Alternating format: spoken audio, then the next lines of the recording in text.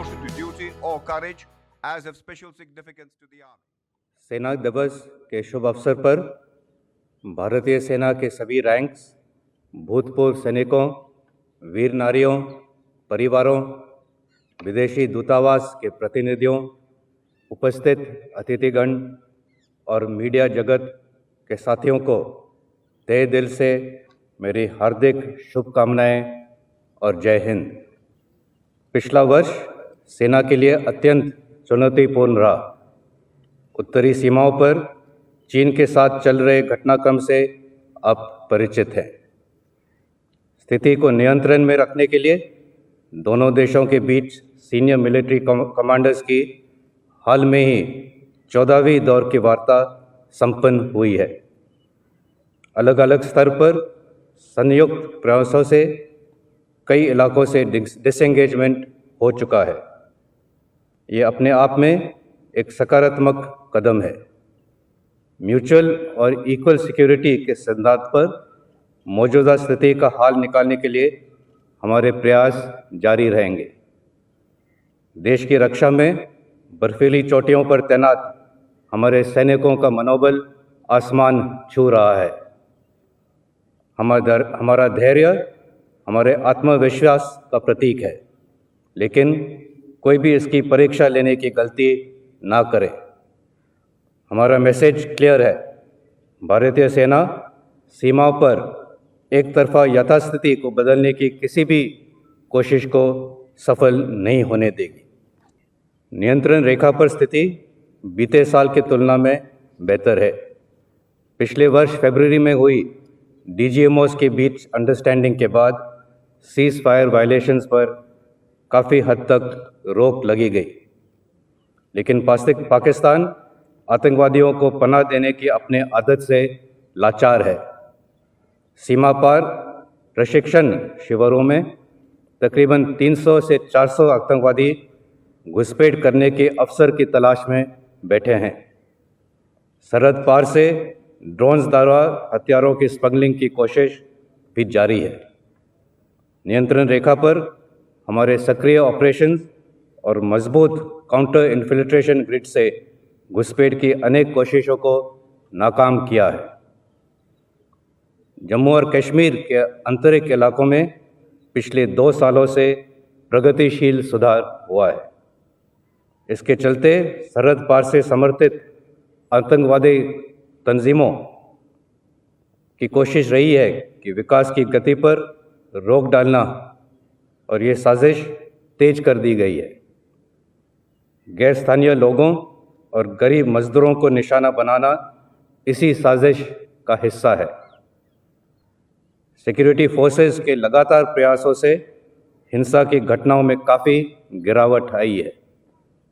पिछले 1 साल में सेना ने नियंत्रण रेखा और काउंटर टेररिस्ट ऑपरेशंस में 194 आतंकवादियों को मार गिराया है। देश के उत्तरी पूर्वी क्षेत्र में भी प्रोएक्टिव ऑपरेशंस के वजह से सुरक्षा स्थिति में सराहनीय सुधार हुआ है। इन ऑपरेशंस के वजह से ज़्यादातर आतंकवादी संगठन आज सीज फायर में है। आंतरिक सुरक्षा के लिए सेना की तैनाती में की कटौती सूरत हालातों का सबूत है। भारत म्यांमार सीमा का सुरक्षा की दृष्टि से काफ़ी महत्व है और असम राइफल्स द्वारा इस पर पूरा ध्यान दिया जा रहा है।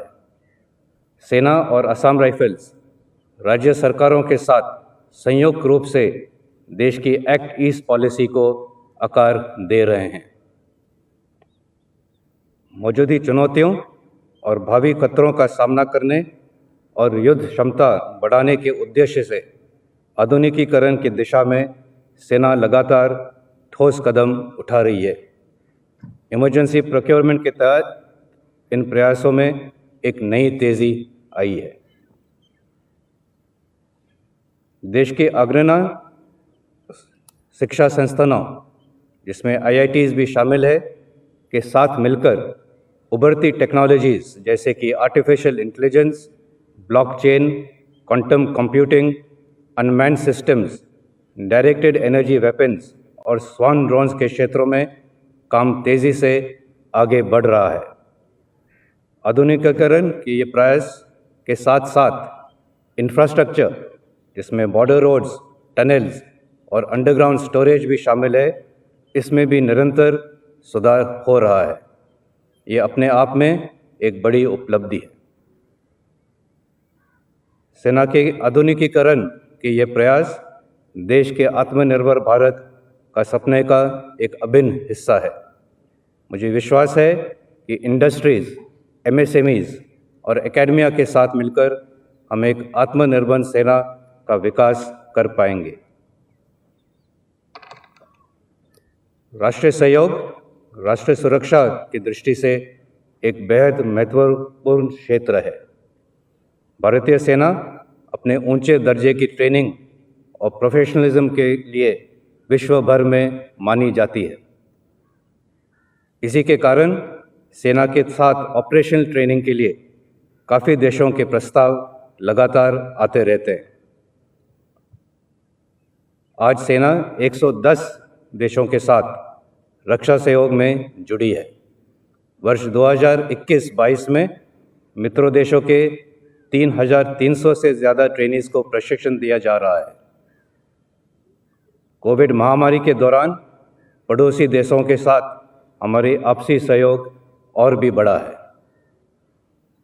United Nations peace keeping operations में भारतीय सेना का सदा से ही महत्वपूर्ण योगदान रहा है। आज भी हमारी सेना के 5,000 से भी ज़्यादा सैनिक विभिन्न पीस कीपिंग मिशंस में तैनात है, जो देश को एक अलग पहचान दे रहे हैं। ह्यूमैनिटेरियन असिस्टेंस और डिज़ास्टर रिलीफ सेना के ऑपरेशंस का एक अभिन्न हिस्सा बन चुका है। अभी हाल में ही हमने ब्रिटिश आर्मी के साथ एक्सरसाइज कोंकण शक्ति और बिम्स्टेक राष्ट्रों के साथ पैनिक्स एक्सरसाइज आयोजित किया। ये दोनों एक्सरसाइजेज आज के पैंडेमिक सिनेरियो पर आधारित थे। आने वाले समय में ये हमारे संयुक्त प्रयासों में बहुत उपयोगी साबित होंगे। ओलंपिक गेम्स में अपने खिलाड़ियों की उपलब्धियों के उल्लेख भी मैं आज करना चाहूँगा।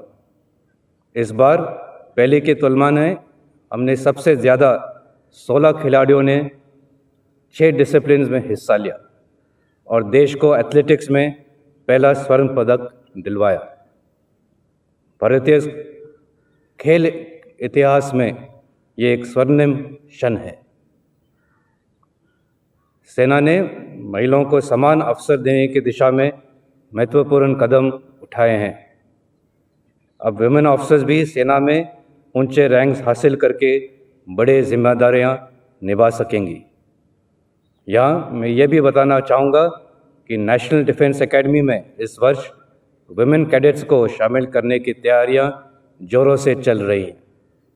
आर्मी एविएशन को भी विमेन पायलट्स के लिए मंजूरी दे दी गई है और इनका ट्रेनिंग जारी है। सेवानिवृत्त सैनिकों के क्लेम्स और पेंशन संबंधित कार्यों को सफल करने के लिए डिजिटल इंडिया के तहत स्पर्श यानी कि system for pension administration Raksha website को लागू किया गया है। भूतपूर्व सैनिकों को निरंतर सपोर्ट देने की दिशा में directorate of Indian army veterans ने पिछले वर्ष लगभग 10,000 बेनिफिशरीज को 40 करोड़ रुपए का लाभ पहुंचाया है। लगभग 6 करोड़ रुपए के पेंशन एरियर्स ESM और NOK को दिए गए। DIV में एक वीरांगना सेवा केंद्र स्थापित किया जा रहा है। ये केंद्र वीर नारीज और NOK के क्लेम्स, ग्रीवेंसेस और वेलफेयर के लिए एक सिंगल विंडो मैकेनिज्म का काम करेगा। इसके अलावा पूरे देश में लगभग 56 लाख पूर्व सैनिकों और उनके परिवारों को ECHS द्वारा क्वालिटी हेल्थ केयर प्रदान किया जा रहा है। इसी को और प्रभावशाली बनाने के लिए हमारी कोशिशें लगातार जारी हैं।